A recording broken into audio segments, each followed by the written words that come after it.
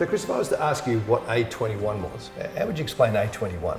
I think the simplest way is to say that we're all about abolishing slavery in the 21st century. That's A and 21. Okay. Yeah. That's odd because most people would think, surely there's no slavery. Yeah, I can tell you 100% of the time that's what people say to me. And I thought that probably 8 years ago, I thought the same thing. But here's the truth, Karl, that there are more slaves on the earth today than ever before in the history of humanity, which is incomprehensible. It truly is. Yeah. Where are these slaves? And which is another way of asking, where does A21 work? We have 12, we're in 12 countries, so there's not a continent on the earth where there are not slaves, and whether there are people that are in slavery through forced labour or sex slavery, it's horrific, but it is everywhere. It's in everybody's backyard. It really is. How did you find out about 8 years ago? Like, what was the genesis for this? Yeah, it's a crazy story. I was going to Greece, you know, I'm Greek, and I was going to speak at a women's conference, and I got off at Thessaloniki airport, still feeling a bit surreal that, you know, Paul wrote Thessalonians, and I'm like here. And as I was standing there, I saw all of these posters of these young women and children, like dozens and dozens. Because I can read Greek, it said missing, missing. And you know, I mean, I travel all the time.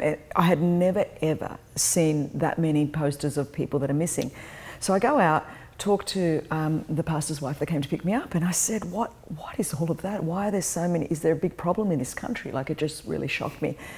And anyway, with all of that, I went on and she explained some things to me, called my friend from UNICEF, and she said to me, Chris, these are the alleged victims of human trafficking. I don't know that I had actually ever heard that phrase before that.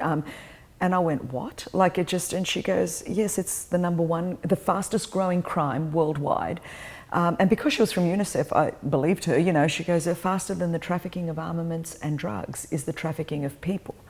And I just, like, was gobsmacked. I'm thinking, here I am in Greece. I've come to this country so many times to go to Santorini, you know, have a vacation. And, you know, my parents are from there, and here I am here finding out that human beings are being trafficked and sold into sex slavery, or, you know, forced to work 19 hours a day for little to no money, or just their body organs are being harvested, I mean, or, you know, women being forced to have children and then those children sold into pedophile rings. I mean, it just got worse and worse as I started to find out. That started a quest, really. Then I think I pretty much read everything there was to read and was absolutely gobsmacked that this was happening in our lifetime. Well, I'm going to pursue why you made that decision to get involved. But is there a typical kind of sex slavery case? Is there a sort of a typical way that a young woman is sold like that? I think it depends what region of the world you're in. You know, when we work a lot in Kiev, in Europe, in lots of countries in Europe. So what has often happened there, and every case is distinct, but is that girls are promised a job. You know, there's so much economic deprivation in those countries. So often traffickers will go, it's called organised crime because it's extremely organised. So they'll go into villages, they'll, you know, tell young women that, you know, we've got a great job opportunity, you can be a waitress or you can be a hairdresser or a nurse and basically anything you want to be. And so the girls will get working visas, and this then becomes quite complex to try to prosecute a case when someone's gotten a visa of their own volition to come into a country. And they'll get working visas, and then when they arrive at the destination country, the traffickers there, which they don't know that it's a trafficker, they think it's a job agent, you know, someone that's a mediator, they'll take their passport and their papers. So now you're in a country, you don't know the language, you have, you know, you're totally entrusting the person that's there. And before you know it, time and time again, they're taken literally like you would imagine in a movie, put in a apartment, raped 10, 15 times a day. They've got no way of getting out. And if there's no legislation in these countries that protect the rights of victims, even if they went to law enforcement, they would be criminals because they're illegal immigrants in a nation rather than a victim of a crime. And so we have to work with changing laws to make the girls not victims, and not criminals. But then they're raped, and all of their defences are taken down. They have no money, and then they are just literally forced to work into brothels. And we see this time and time and time again. I've had stories where girls have been shipped over in shipping containers. One particular story, the container was opened in Istanbul. There was 60 girls that were put on that container in Nigeria. Came across when the container was opened in Istanbul, 30 of those girls had died. They'd suffocated because the oxygen filtration system had broken. And then the traffickers in Turkey, were dressed in law enforcement uniforms. This is how you break the girls down, because then they think, I can't trust the police. They were raped several times a day. Then they were put on a little boat to go from the coast in Turkey to a brothel in Athens. The Greek Coast Guard was coming past in those waters, and so in order to not be caught with the girls, they had 30 girls on these rubber boats. They threw them overboard, and 25 of those girls drowned. And so by the time we were able to intervene and help to rescue the girls working with law enforcement in the brothels, there were only 5 girls left. And so you hear those stories time and time again. And, you know, it depends where you are. In the United States, often a lot of the trafficking is underage minors that have had horrific abuse in the home. And, you know, a guy that really they fall in love with becomes someone that, you know, they become emotionally codependent on him.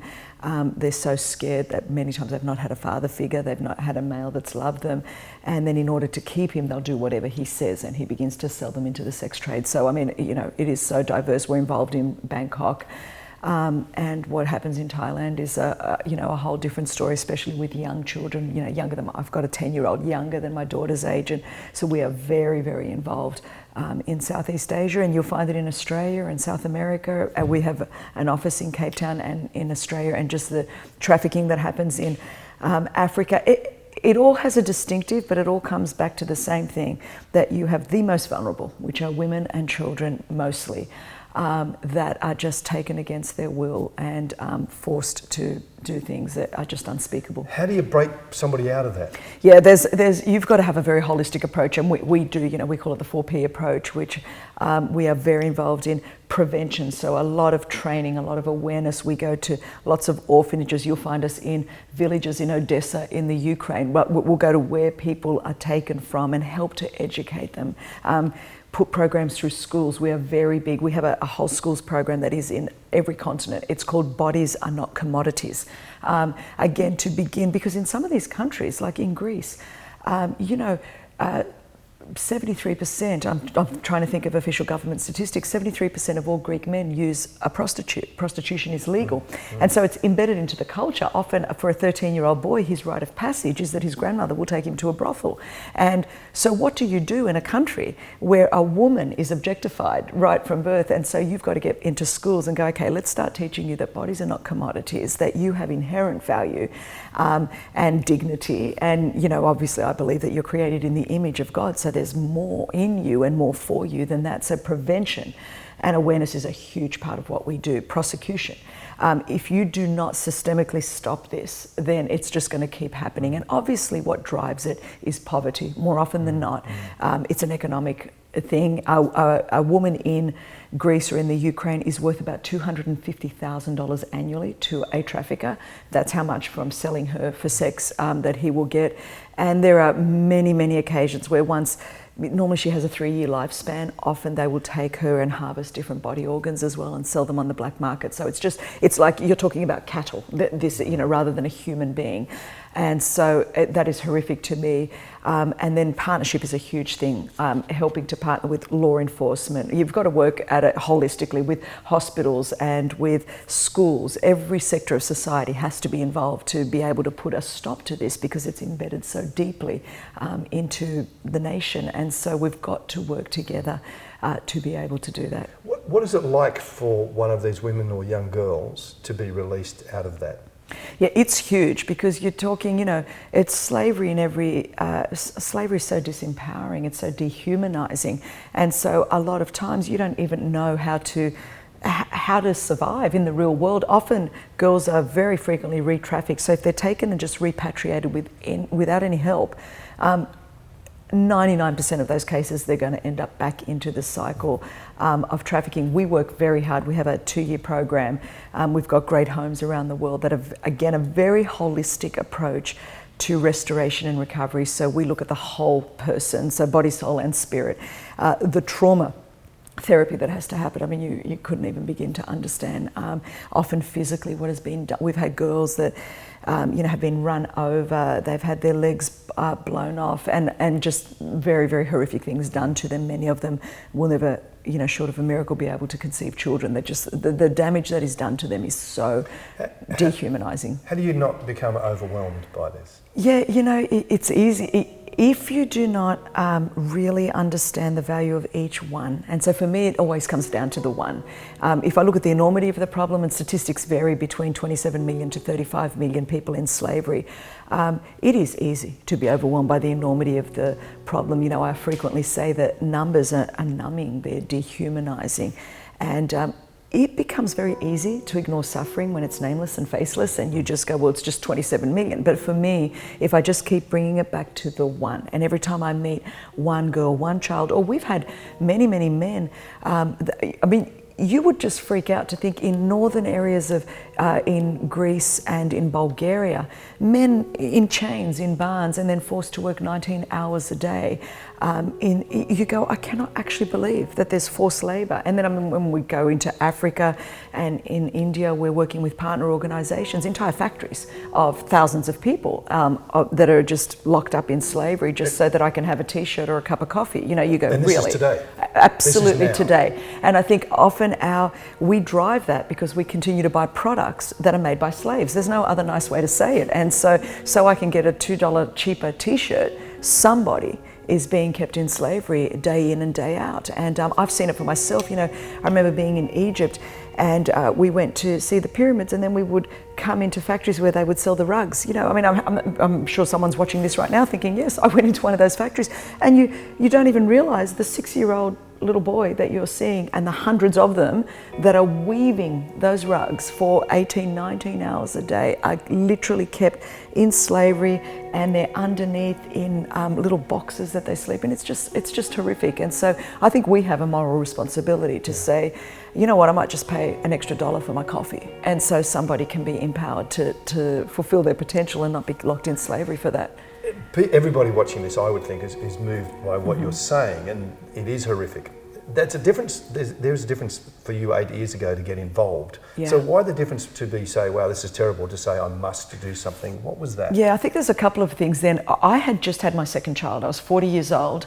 I kind of think if you're going to pop out a kid at 40 and you're in Greece, you're thinking, I'm going to have a vacation on Santorini. I was not thinking that I'm going to start a global anti-trafficking organisation, I'll tell you that much. But I think I was probably hyper-hormonal and very sensitive when I saw the pictures of children. And when you've just had your own child, you're like, all of a sudden, it's not just an image, this could be your child.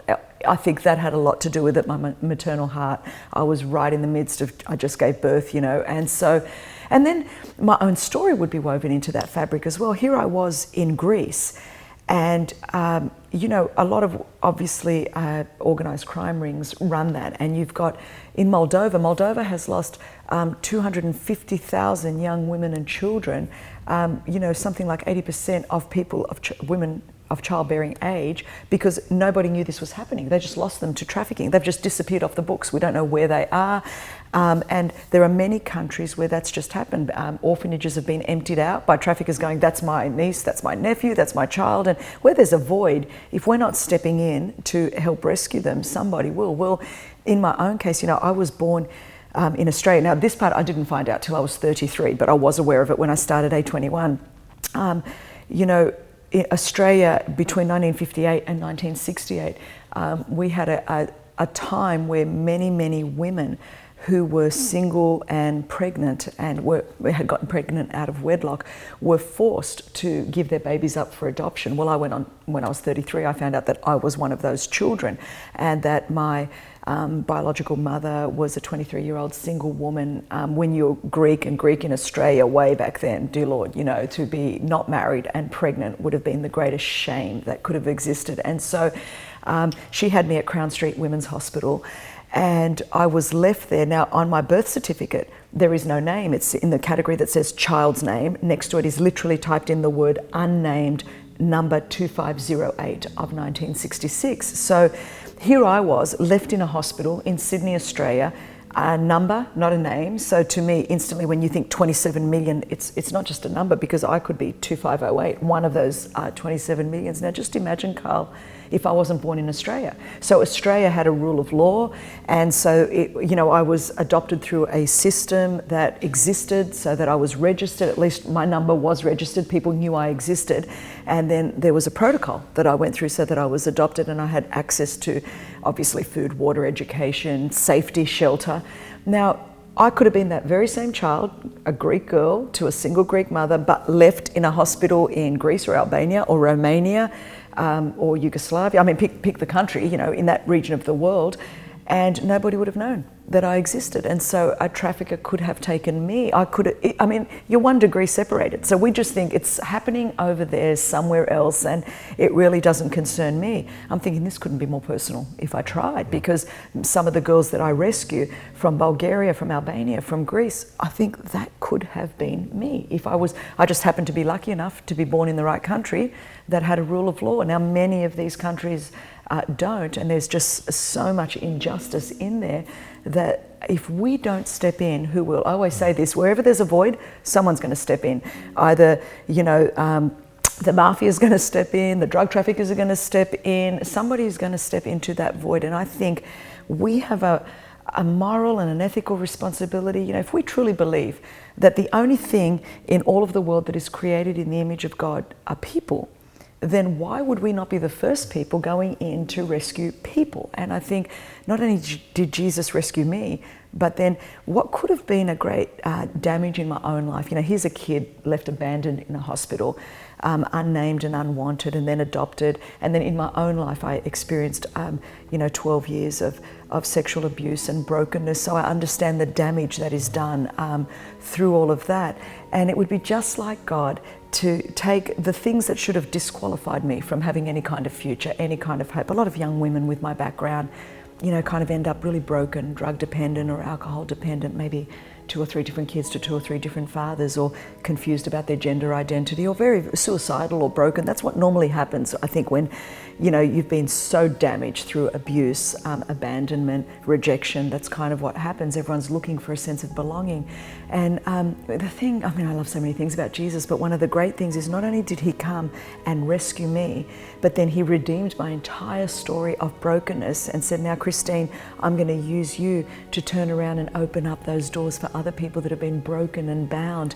And I think that's the great news of the gospel, that God never wastes a hurt. He can redeem it all, and then he can use your past to give somebody else a future. And so I think part of why I'm on the planet is to help raise awareness about this, and to say, look, it's not hopeless. If God could do it with me, then he can use me to do it with others, and he can use normal everyday. Really, I'm a kid that was born in a suburb of Sydney that was pretty broken down. I had such a broken past. If God could use me, then he could use anybody, I think. Who are your, are there champions for you? Obviously, as you've already said, Jesus is important. Yes. Who are the others that you look to and go, there's my role model, there's my champion? There are so many great people: Desmond Tutu, Nelson Mandela, William Wilberforce. Of course, you can't be involved in trafficking, and he was so ahead of his time, really. And a lot of what we're doing is continuing that work today. We thought it finished with Wilberforce.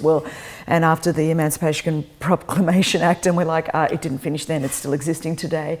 I particularly love Hannah More. I'm always looking for chicks that have made a difference. And so, and again, she was ahead of her time as well. And I think God has always used women and men. He uses whoever's willing. I think that's what I find. If you can take an unnamed, unwanted, abused, adopted chick from Sydney, Australia, and say, you know what, I can use you, he can use anybody. And I think he's always, and even the people that we've mentioned, in their time, we look back now and go, these people are heroes, and they went to prison for what they believed in, or they fought society and culture. They were so far ahead of their time. They certainly weren't applauded in the way we're applauding them today. We write books about them today. We hail them as heroes.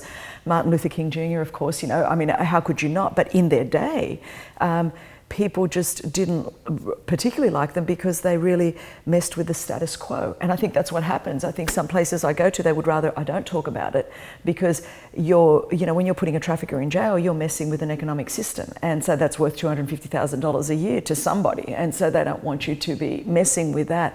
And so I think it's very important that we continue to proclaim messages of freedom and liberty and hope, because every human being deserves that. Do you get kind of threats or pressure on you and the organisation to stop what you're doing? Well, certainly there are. There would be segments that are not thrilled with what we do in that sense. I think if we were just kind of helping people would be happy. But I think when it involves putting traffickers in jail and prosecuting cases, then the stakes all change, obviously, and there are stakeholders in that would prefer you not to be doing what you're doing. So we've had several cases, even in our office in Greece. Once there was a very sort of a very famous case, and the trafficker got €100,000 fine, 22 years in jail, and then the next day 4 people with guns came into our office and threatened our staff and said, stop doing this or we'll kill you, basically. And I think that's just part of what you have to be prepared for when you take this on. What are the characteristics of, say, Wilberforce and Hannah More that you look to, that you find inspirational? I think their resilience and their absolute tenacity, because that's actually what it takes. With both of them, many of the people that were close to them kind of abandoned them when the stakes really were high, when the heat was really turned up. And I think, in both of their cases too, their families thought they were, you're crazy. Their peers, I think Wilberforce in particular, like everybody in Parliament was like, what are you doing?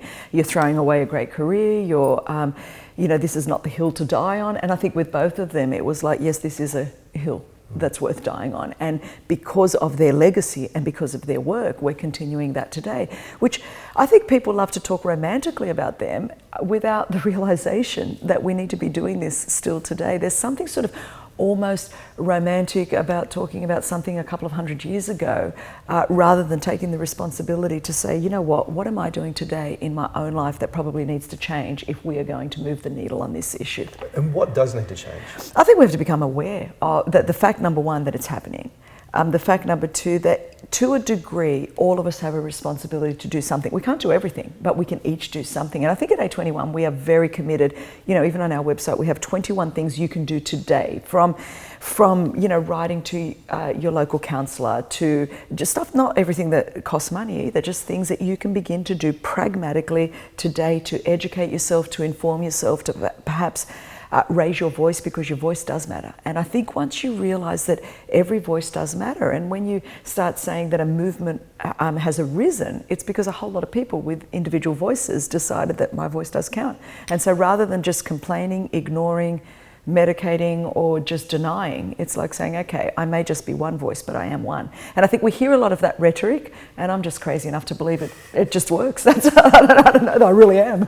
As a follower of Jesus, and the church now is often seen as people that don't give women a fair go. How do you view what Jesus said about women, and how that might have shifted the culture then? Sure. I mean, he was radical. No other man has empowered me as much as Jesus Christ. I think my own experience and the church culture I'm from is I have found Jesus and his church profoundly empowering of women and dignifying them. Like I told you, I grew up in a culture and a system that denigrated women very much. So I grew up before my big fat Greek wedding, when it was not cool to be Greek in Australia. And so, the whole world I grew up in was a woman was, to be silent. Your highest call is to be married, to have children. In fact, I was engaged to a Greek man when I was 18, and I wanted to go to, I went to Sydney University, and when I had been accepted, my potential future mother-in-law at the time said to me, you have to choose between my son and university, because you cannot be more educated than my son. And people laugh at me that I'm actually old enough that was a reality. And so when I look at things in biblical times, I think, well, that was my life. In many, many ways, there are so many similarities. Although a lot of the girls that would be watching this today in certain parts of the world would be just laughing, going, you have got to be kidding. But in many other parts of the world, this is their reality. A woman still can't drive. A woman can't be educated. A woman is betrothed to be married at 13 and 14 years old. I mean, that is by the large majority. It's just in much of the Western world where women have access to education and equal opportunity and affirmative action. That's still not every woman's reality. So I grew up in a great nation, but within a subculture that just a woman was not in any way encouraged to aspire to anything. And then, I met Jesus, and I just suddenly found out, I mean, he had a plan for my life, a purpose for my life, that he had put all of this potential on the inside of me. He had filled me with gifts and talents, not so that I could minimize them and deny them and go into hiding, but pretty much from the Garden of Eden, God has been about bringing us out of hiding. Like, the first thing was we kind of blew it and we ran and hid, and, God came looking for us, and we said, no, I'm naked, I'm ashamed, I'm afraid, and so I hid. And I think ever since then, God's saying, no, I put all this on the inside of you. I sent my son to rescue you, and now I want you to fulfill, to have abundant life, I guess, is the biblical term. I want you to fulfill your purpose. So when I met Jesus, and, it's been 27 years now, I was this broken mess. I was a kid that was riddled with insecurity, with shame, with guilt, with condemnation, the things that you would expect if you'd been abused and abandoned and adopted. I was filled with rejection and just culturally very marginalised. When you grow up second generation migrant Greek in a nation that at that time was not very affirming of immigrants, I certainly know, how a lot of refugees feel and how a lot of immigrants feel, because that kind of shame was put on me all my life growing up. And then I met Jesus, who just lifted that shame off me and never made me feel less than because I was a woman or secondary.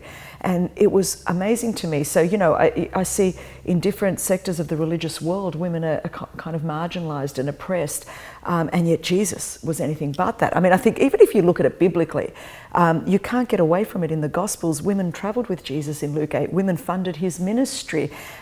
Jesus dignified the most women that nobody else would talk to, an adulterous woman, a woman on her own at the well, a woman hemorrhaging, reached out and touched him, and he recognized her. I think whether you were the lowest of the low or obviously the highest of the high, Joanna, who could fund his ministry, and everyone in between, Jesus never had a problem, whether you were a successful, well-educated, well-funded woman or whether you were the most broken, marginalized woman.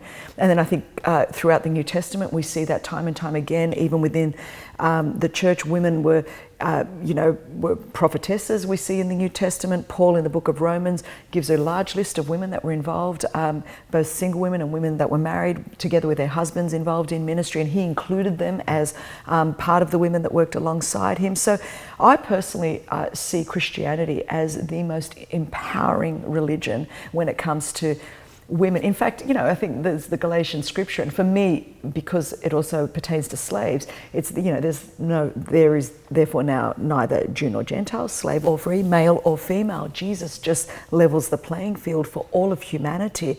I don't know any other religion that actually does that dignifies every person, male and female, rich and poor, broken, marginalized, and everyone in between, like Christianity does. It's beautiful. This series is called Jesus the Game Changer. If I said to you, so how for you is Jesus the game changer, what would you say? Well, I think in two ways. Number one, he changed my whole life. So he himself is the game changer because he literally, Karl, this is quite funny because a lot of people don't like the phrase born again, okay? But I didn't like the way I was born the first time, so I kind of really love, I'm back to reclaiming it because I really love the fact that you get a chance. And for all perhaps the stigma associated with that, the truth of that at its core is so powerful. That's why he's a game changer, because he took this unnamed, unwanted, abused, adopted chick that should have been a statistic, and he was the game changer. He just turned my life around radically. And then not only that, but he gave me this sense of like, what? My life could be a game changer for somebody else's life. And I thought, I've only got one life. And, last year I was in hospital with thyroid cancer and another growth on my throat. You can see the scar. When I was lying on that hospital bed, I was at UCLA Hospital in the States, and I thought, life is so short and I'm at the halfway mark. I'm going to be 50. I want my life to count. It's so quick. It's here today, gone tomorrow. And you're just kind of sitting in that moment going, you know what? You can either live as a victim, or you can either live safe, or you can go, you know what? Jesus came and rescued me, and my life can be a game changer for someone else's life. It doesn't mean it has to be spectacular. It doesn't mean it has to be sensational. But I truly believe if you value your life can be a game changer for somebody else's. Absolutely.